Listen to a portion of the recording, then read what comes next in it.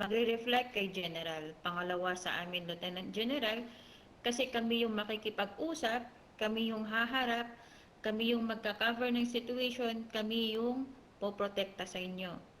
So kapag may command kami, be attentive. Kapag may inspection or important events, pag sinabing no animation, no emojis, wala lahat. I-clear chat ang organization chat para marinig nyo or makita nyo or mabasa ninyo lahat ng announcement. Kasi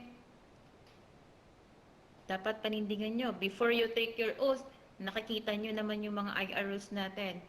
You are responsible enough to follow those orders. Kasi kahit kami na nasa taas, ginagawa namin yon, sinusunod namin yon.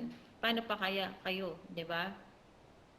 So, I'm trying to say this is cooperation. O, sino na naman yung tumatawa sa likod habang nagsasalita ako?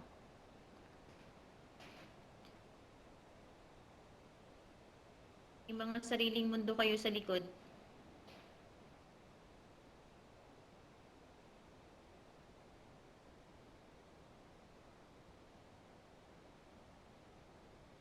Kasi kung hindi ko gagawin to, kaya nga kayo pumasok,